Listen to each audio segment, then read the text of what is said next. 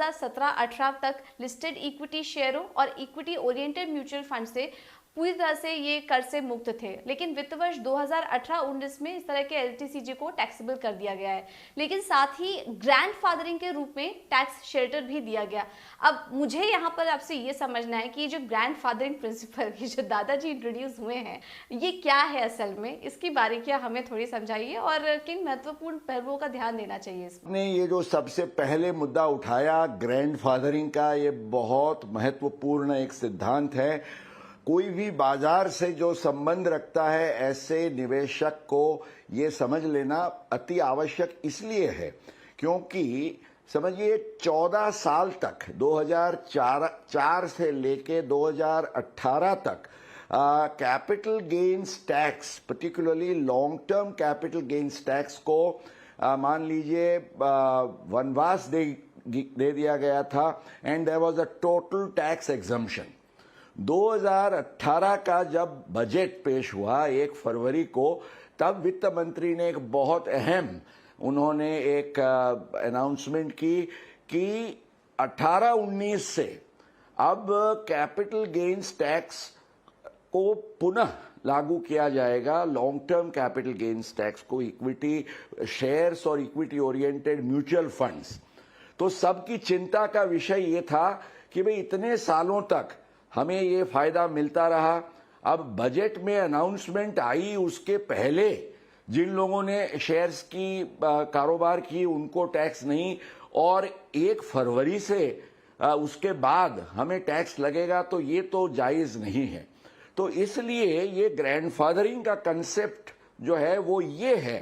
कि 1 फरवरी को बजट पेश हुआ तो 31 जनवरी 2018 तक जो भी निवेशक का जो भी पोर्टफोलियो था उसमें उसका जो भी गेन है उसको फ्रीज कर दिया गया। माना वित्त मंत्री ने बताया कि आपको 31 जनवरी 2018 तक की वैल्यू पर कोई भी टैक्स देना नहीं होगा, वो टैक्स शेल्टर मिलेगा। और जो शेल्टर देते हैं, हमारे फैमिली में भी ग्रैंडफादर है, ही द फादरली फिगर जो शेल्टर देता है, इसलिए ये ग्रैंडफादरिंग का कंसेप्ट ये अमली हुआ। मान लीजिए 31 जनवरी 2018 के पहले जो कॉस्ट प्राइस थी वो 250 रुपए थी और उसको मैंने बेचा करंट प्राइस में जो कि इसकी वैल्यू 450 है, और ग्रैंडफादर जो प्राइस है यानी कि जो मार्केट वैल्यू इसकी ग्रैंडफादरिंग प्राइस की वो 400 रुपए है। तो इस केस में मेरा टैक्सेबल गेन या लॉस कितना होगा और उस पर फिर टैक्स कैलकुलेशन किस तरीके से किया जाएगा? पूजा, ये ग्रैंडफादरिंग का फायदा आपको मिलेगा उसके कारण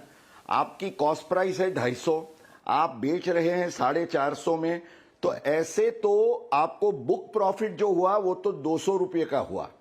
पर आपको जो टैक्स भरना होगा वो ग्रैंडफादर्ड प्राइस 400 और 450, चूंकि ग्रैंडफादर्ड प्राइस से ऊंची रकम है इसलिए वो दोनों का डिफरेंस केवल 50 रुपये पर आपको टैक्स भरना होगा, न कि 200। Actual gain is 200, taxable gain is 50। ये जो कॉस्ट प्राइस थी वो 150 रुपए थी, आज की जो प्राइस है जिस पर मैंने बेचा वो 200 रुपए है, और इसका जो ग्रैंडफादर प्राइस है वो करीब 250 रुपए है। अब यहाँ पर मेरा गेन या लॉस क्या होगा, ये भी मुझे थोड़ा समझने की चाह रही थी मैं। यहाँ हमें चौकन्ना इस बात पर रहना है कि आपका 150 रुपये की कॉस्ट थी और आज जो आप बेच रहे हैं वो 200 पर। अब आप कहेंगे कि ग्रैंडफादर प्राइस 250 है, तो 250 के कम में मैं बेच रहा हूं तो मैं 50 रुपये का लॉस ले लूं, तो ये लॉस आपको नहीं मिलेगा, क्योंकि ग्रैंडफादरिंग का पर्पस ये है कि it gives you a protection against a taxable situation, पर आपको लॉस बढ़ाने के लिए ग्रैंडफादरिंग फायदा नहीं करेगा। लॉस आपको तभी हो सकता है अगर आपकी सेल प्राइस कॉस्ट प्राइस से कम है, इसलिए इस केस में आपका टैक्सेबल गेन होगा नील पूजा,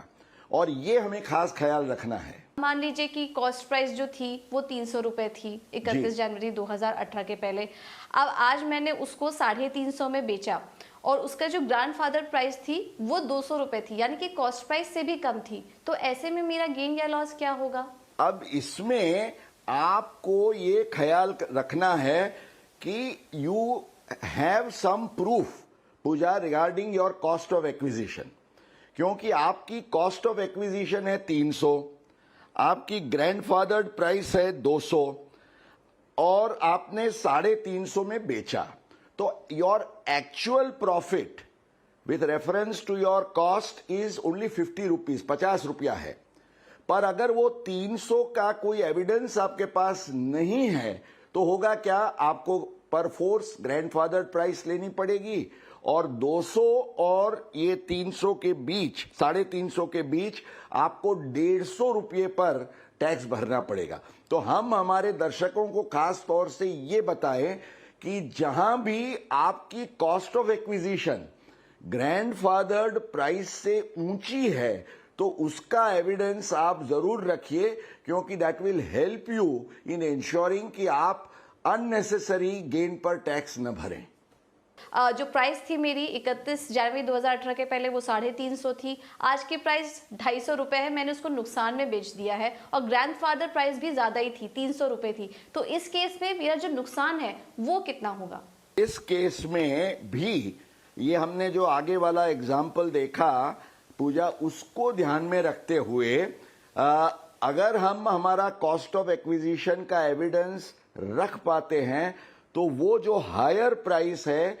उसका बेस लेते हुए और मेरी सेल प्राइस को उसमें से डिडक्ट करते हुए मेरे को 100 रुपये का नुकसान होगा। पर अगर उसका कोई पुरावा या एविडेंस प्रूफ मेरे पास नहीं है तो फिर मुझे बेस्ड ऑन द ग्रैंडफादर्ड प्राइस मैं जो डिफरेंस है वो 50 रुपये का वो नुकसान क्लेम करने में आई विल मिस दैट, वो गवा दूंगा मैं।